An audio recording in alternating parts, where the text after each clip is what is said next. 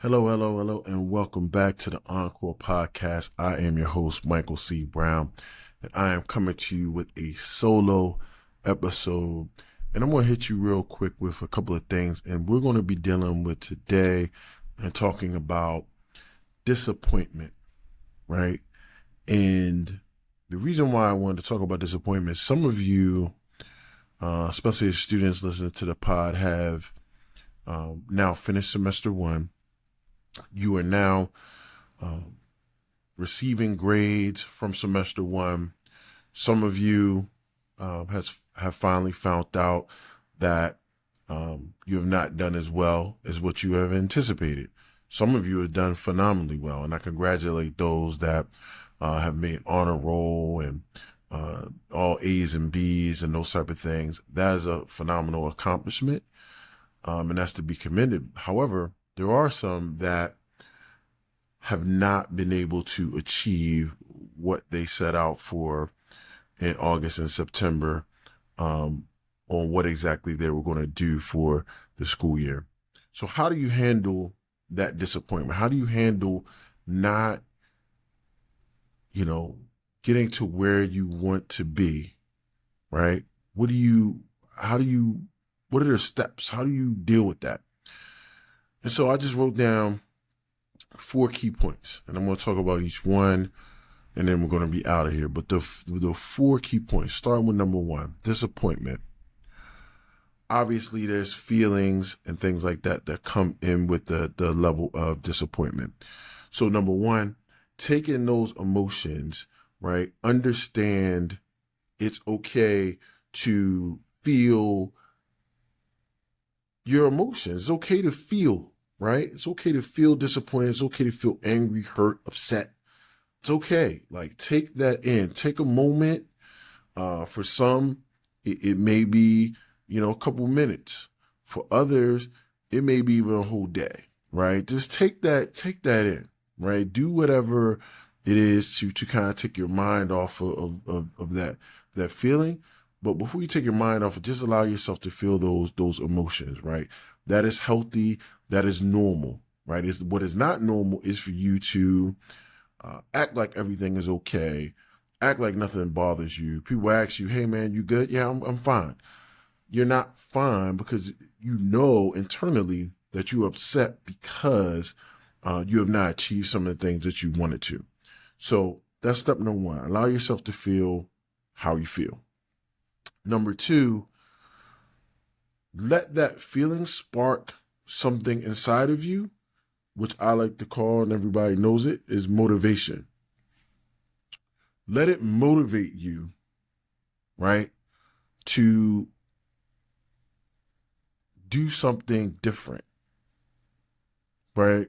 And I'll talk about that in some other points, but let it motivate you. How are you going to assure that you are not going to repeat the same exact feeling or the same exact situation that you were just in?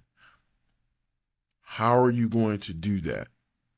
Right? Let it motivate you to never repeat that again. Right?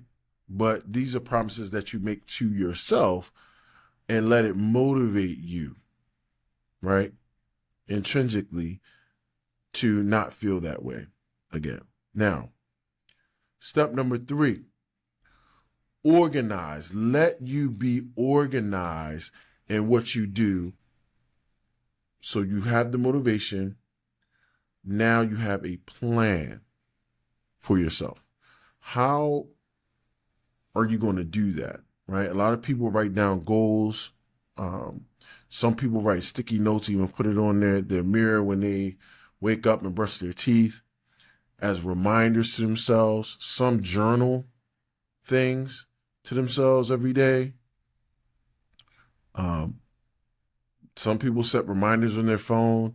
Whatever it is that you do, have something that is a constant reminder on, the plan for yourself on how you're going to go about that. So, for instance, if you have, failed a class or not done that well in a particular class, what is the plan for if you have to take the class again, what are some of the things you're going to do differently?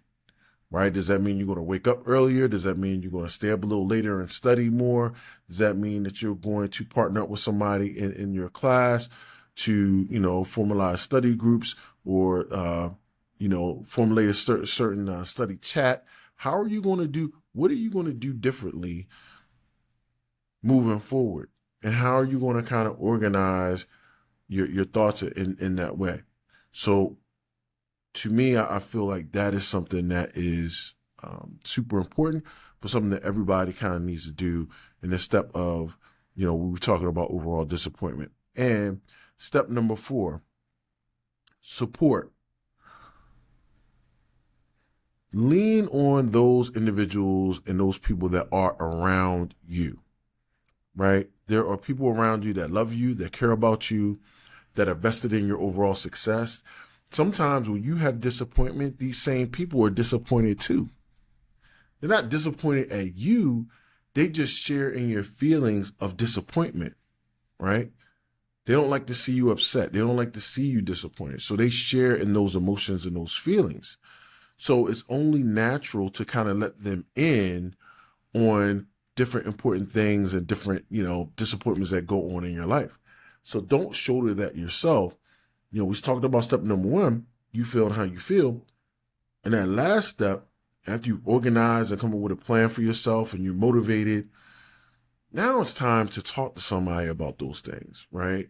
Man, I was super disappointed about not doing well in this particular class.